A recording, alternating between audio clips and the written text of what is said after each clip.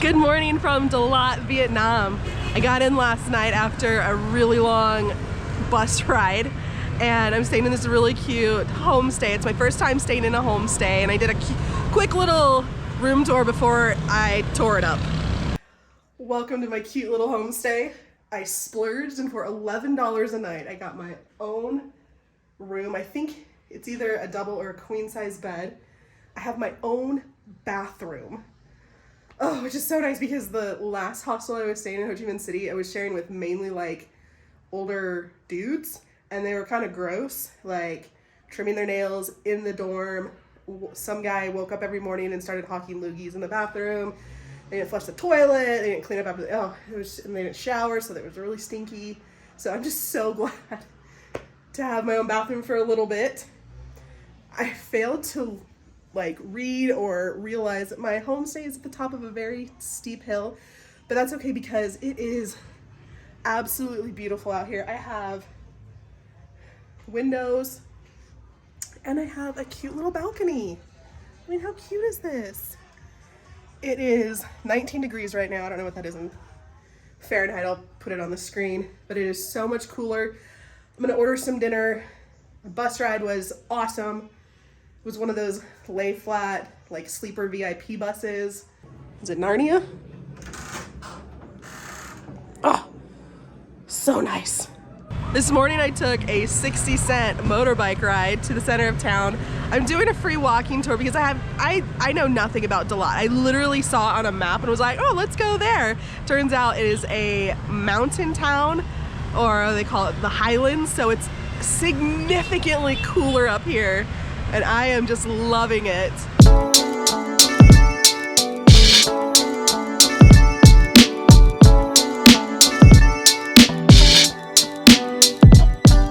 This tour is going great. It's just myself and the tour guide right now, but he went to go pick up somebody else from another location. So I'm just waiting here outside the Central Market. And he was telling me that Dalat does not get a lot of international tourists. It does get a lot of Vietnamese tourists.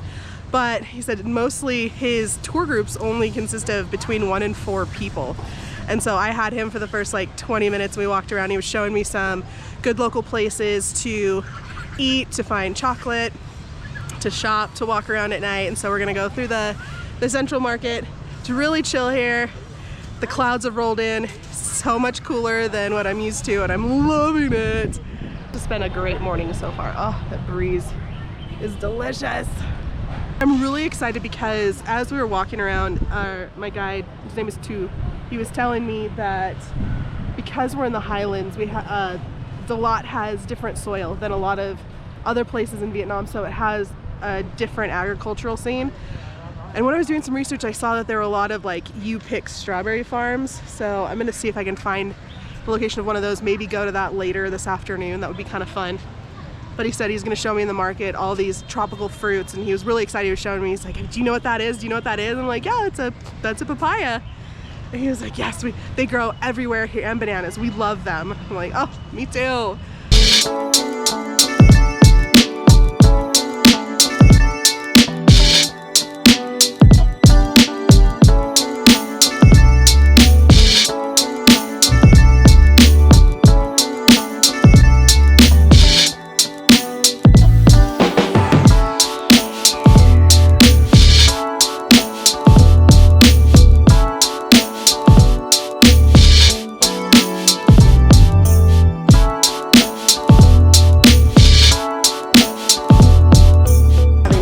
Avocado ice cream. Oh my gosh. Oh, I want to try the coconut one first real quick. Oh yeah. So it's avocado ice cream with a scoop of coconut ice cream with dried coconuts on top. You're supposed to mix it all up.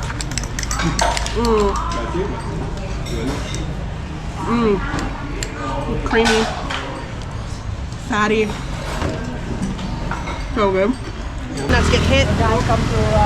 As we walk down to the lake, we're gonna go check out the first church in Dalat, a place he calls Crazy House, and a couple of pagodas.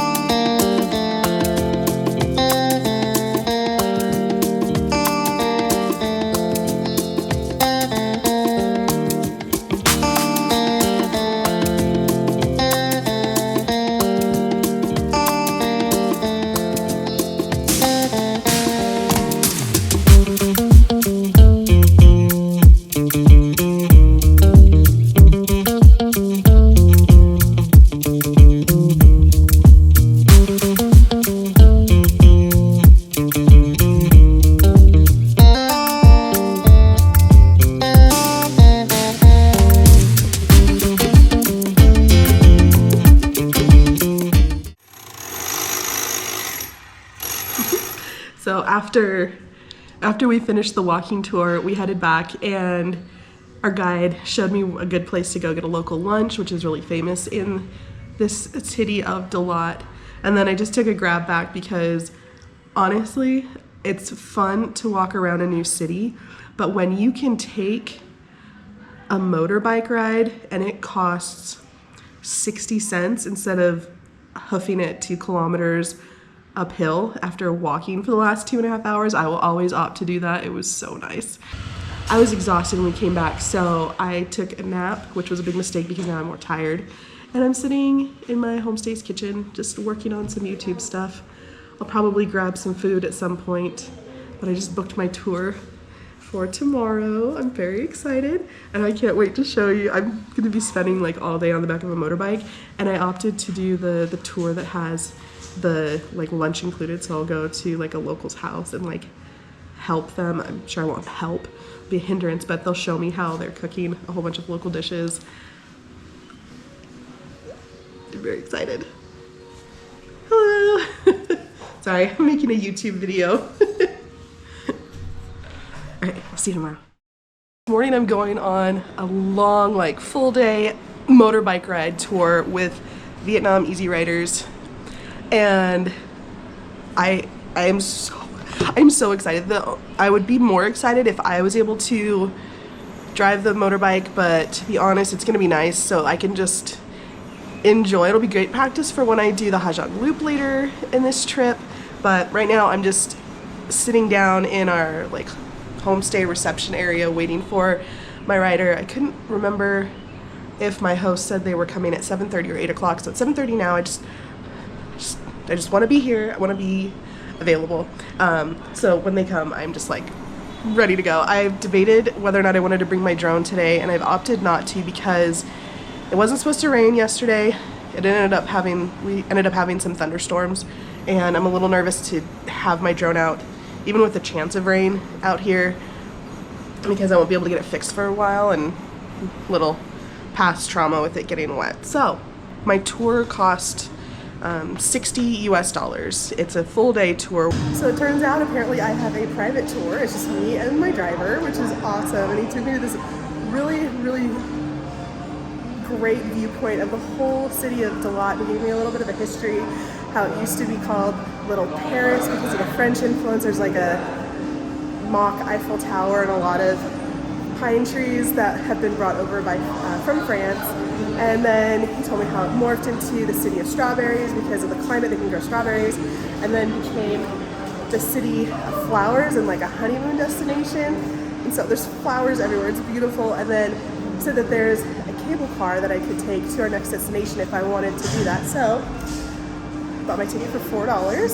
I'm gonna hop on the cable car, kind of waiting for like this one tour group to go ahead of me. There's a lot of them.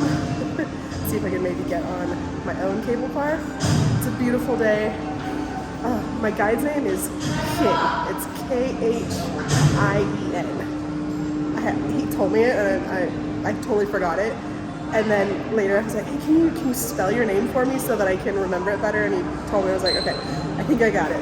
I don't feel bad because he had asked me my name twice, but that's okay. Let's go ride a cable car.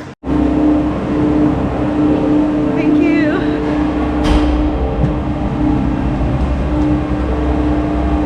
Got it to myself.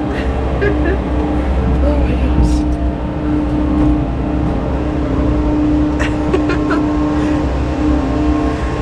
I love riding on cable cars. It's just so much fun. I think I credit it to growing up going to Disneyland. They used to have this ride called the Sky Buckets, I think, where it was basically like an open-topped cable car that would take you across Disneyland. They had to close it for safety reasons and people being dumb, but I think that kind of instilled a love of like flying over stuff. So it looks like it's a pretty long cable car ride, so I'm very I'm very excited. I'm like a little kid. I'm super excited to sit in a bucket and go over the mountains. Oh my gosh, it literally just picked up speed and now it's shaking. Oh my goodness. Okay, oh, it's a good thing that window's open. It is a little toasty in here.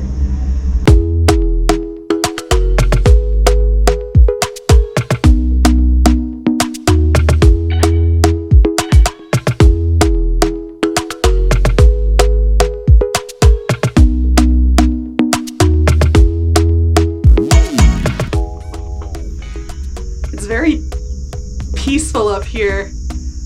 I'm amongst all the pine trees that the French brought over, and you can hear the bugs and some birds, and that's it. That is so rare in Vietnam. And of course the humming of the cable car. Oh, there's a beautiful lake or a pond. There's water.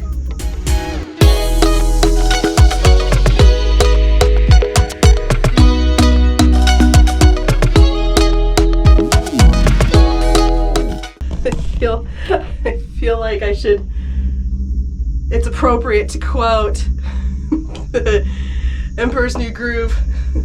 Yzma, put your hands in the air. We're not going fast, but you can tell behind me we're going at a pretty steep decline right now.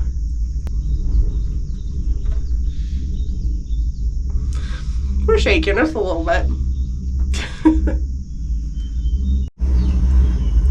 That was awesome. I spent most of that ride in silence. And we're back at the station.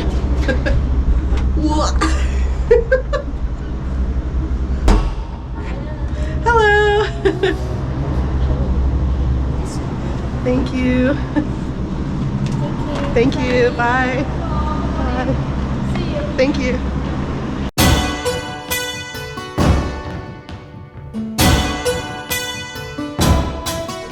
So at the top of the cable car, at the end of the cable car, there's this very beautiful Buddhist monastery. It actually has a Hindu temple in here as well. The most amount of tourists that I've seen in Dalat. There are so many people here. But it's very beautiful to walk around. It was very zen until this last tour bus showed up. Everybody's talking very loudly. But we were able to walk around, and our guide was explaining some of the places. Like I'm sitting outside of this bell gong that they only ring in the mornings and at lunchtime, and people write messages and stick them underneath the bell, and then they believe that once that bell is rung in the morning and the afternoon, those prayers and wishes go up to Buddha. And he was showing me where there's a place where the monks can meditate. We're not allowed in there, obviously, but it was a very beautiful looking stupa. There's tons of flowers everywhere, and it was kind of funny. My guide was not complaining, but he was just commenting on how many flowers there are. He's like, you put flowers anywhere and people will be there taking 1,000 pictures. I was like, well, they're very beautiful, and I can understand why. But it doesn't feel like I'm in Vietnam because I'm surrounded by evergreens and pine trees. And he was saying that, you know, back when the French occupied Vietnam, they brought over a ton of these types of trees, and the government has since decided to keep spreading those around because they are strong, because they grow very, very well here. So I love it.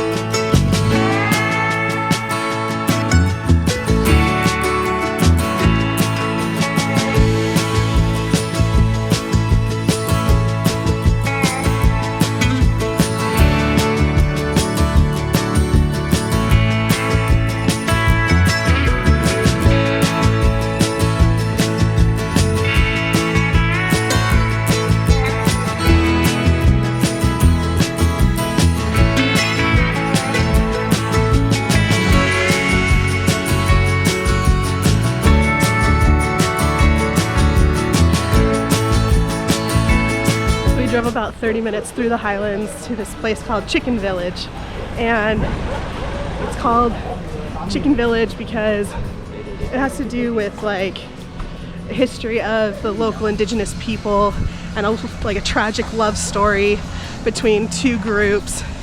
And there's a huge chicken that was constructed to kind of like commemorate the area. It's very small, very traditional. My guide was telling me how the groups used to be nomadic, now they're more stable and starting to receive money from the government to build more stable houses out of concrete before they would build out of wood. And he's kind of talking about how in the future all the wooden houses are going to be gone, and so it's kind of begs the question about sure we want to see these traditional houses, but at what cost? Well, here's my ride.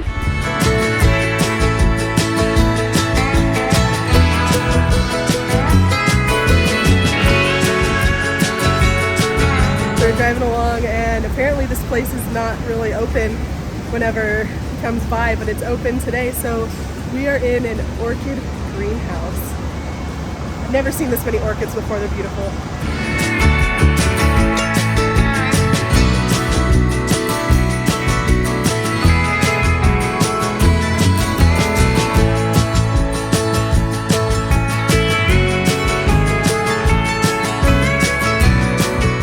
So we came to this local's house for lunch, and I got to help with the spring rolls. I got to chop up some wood ear mushrooms, which are the kind that we saw at the mushroom farm, and some spring noodles, and we got to roll them. And fortunately, I've been able to roll noodles before. Oh, let me get the light better. I've been able to roll noodles, or roll spring rolls before, in the form of lumpia, which is Filipino. And then when I was in Thailand, I did a cooking class, and I was able to make spring rolls there, and it was really good. It smells so good. And I have absolutely no idea where I am. Like, we just drove forever.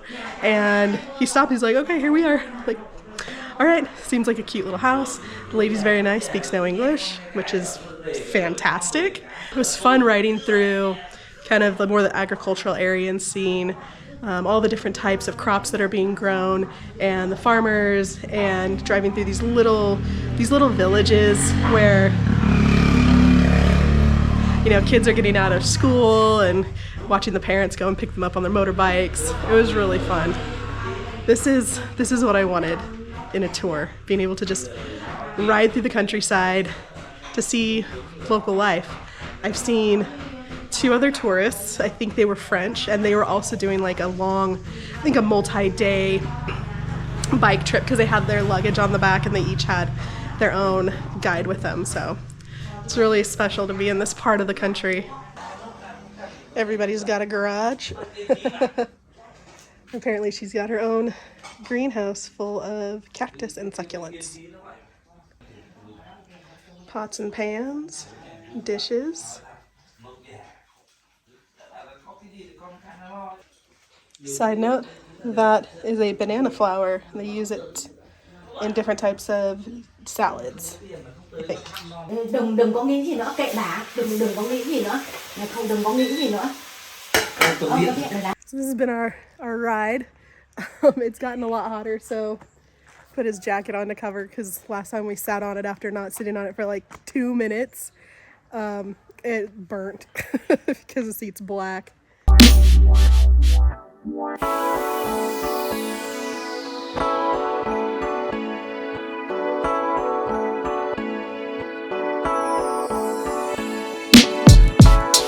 So this stop that we are at is one that I had been looking forward to the most.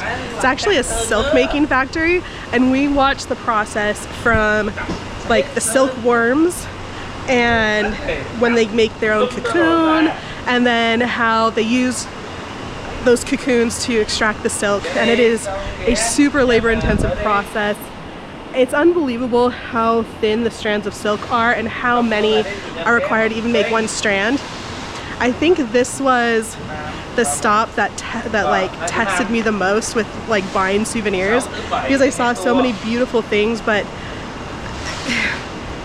if I bought souvenirs at every cool place I went to, I wouldn't have any room in my bag, I'd run out of money. It was so worth it to see just the whole process. So local. Like I'm in the middle of nowhere, and there's this silk factory, so it's the best. It's fun like driving through these towns and like seeing all the little kids get out of school, and they're like running by like screaming and saying hi and waving, and I was just laughing, and my guide was saying, it's like, yeah, they don't see tourists very often. I'm like, yeah, I stick out. But it's fun. I'm observing their life. It's only fair for them to observe mine. On this stop, we came to a coffee farm and weasel plantation. So this is like the famous coffee that weasels poop out. It's I mean, my guy just explained the process and like why it's considered the best coffee in the world and like why it's super expensive. Obviously, if you're gonna process it multiple times through multiple animals, it's going to be expensive. But he took me to the weasel enclosure where they have a pretty sweet setup. The weasels can smell the sweetness of the raw coffee beans, and so they will only eat like the sweetest, and their stomachs have this enzyme that ferments the coffee bean, and that's what makes it really, really valuable and really delicious, I guess. So they, I guess, are a protected species, and you can't like own these weasels. It just sounds so weird. Poop coffee. I can't. I'm not gonna go drink it, but I want to go see the process. I already saw the turds at another location. I can't.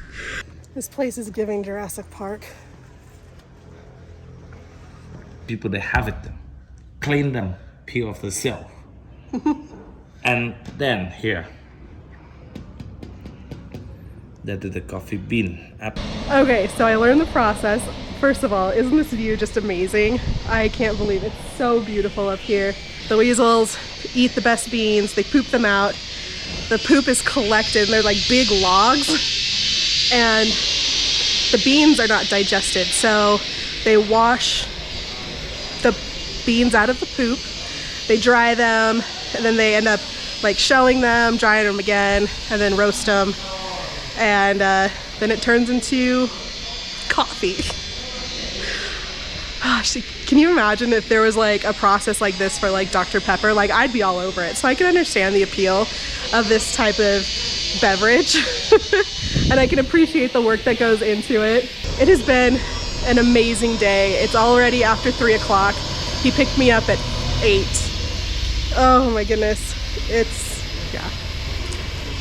I don't know what else the day has in store, so let's hop back on the bike. So as you can see, I have teleported from the coffee plantation, the coffee farm, to my homestay. That's because, oh, you can't really tell in the background, it started pouring rain as we were climbing up over the mountain. So I am literally soaking wet. I just couldn't help but laugh. Like, I didn't take pictures because obviously like I needed to hold on because we were climbing a mountain in like a thunderstorm and a rainstorm.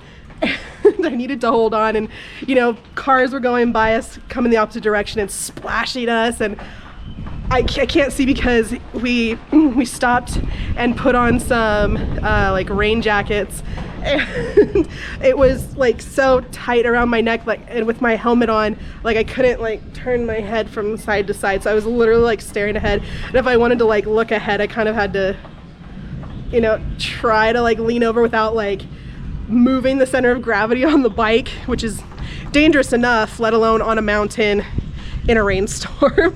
So we stopped by a greenhouse. He was showing me how you know, Dalat is really known for flowers. There are so many greenhouses that it's to the point where the government is trying to get the farmers to not put up any more greenhouses, because when it rains, the rain collects in the gutters of the greenhouse and flows down into the valleys, and it's creating flood problems rather than allowing the water to be absorbed in the soil up in the mountains at a higher elevation. So it was really fun to see just kind of like a sea of greenhouses in a valley. Obviously, I mean, it was still raining as we pulled up to the homestay, which is at the top of a hill, so he actually parked at the bottom and I kind of hoofed it up in the rain. But Ken, I had such a fun time. You are the best guide ever. Easy Riders is a great company. I had basically a private one-on-one tour on the back of a motorbike. We went so many fun places that I would never have gotten to on my own. Ugh. And now I'm gonna take off these wet clothes, put some dry ones on, see if I can warm up a little bit, which is kind of nice. I have rarely been cold on this trip in the last 4.5 months. So it's gonna be really nice to kind of get warmed up and figure out what I'm gonna do for dinner. More importantly, I need to figure out where I'm going tomorrow because I am leaving Dalat. That's sad. It's a fun town. I really have enjoyed my time here. There's so many more things to explore, but I'm ready for the next adventure. We'll see ya.